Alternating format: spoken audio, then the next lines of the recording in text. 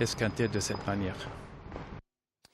Voilà, à noter que le comité départemental du Parti communiste apporte, et il le fait savoir dans un communiqué, tout son soutien aux revendications portées par les cheminots mobilisés. Et la CGT 91, appelle à un rassemblement essonien avec les salariés de la SNCF demain à 13 h devant le Conseil général et devant la préfecture.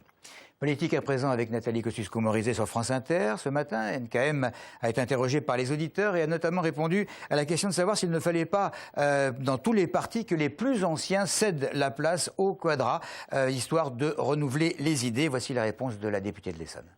Quand il y a eu cette crise toute récente à l'UMP, moi j'ai lancé l'idée d'un congrès qui a été reprise et j'en suis heureuse.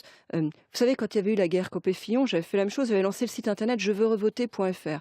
J'avais incité donc les Français à dire voilà, on sortira de cette crise que il y a une crise de légitimité, le seul moyen c'est de rendre la parole aux Français. Là c'est pareil, j'ai demandé un congrès parce que je pense que le seul moyen de s'en sortir, c'est de retrouver la légitimité là où elle est, à la base, à la source. Est-ce que ça passe par un collectif générationnel? Là où j'ai une petite réserve, Laurent, par rapport à ce que vous dites, c'est que, vous savez, il y a des jeunes vieux et des vieux jeunes, quoi.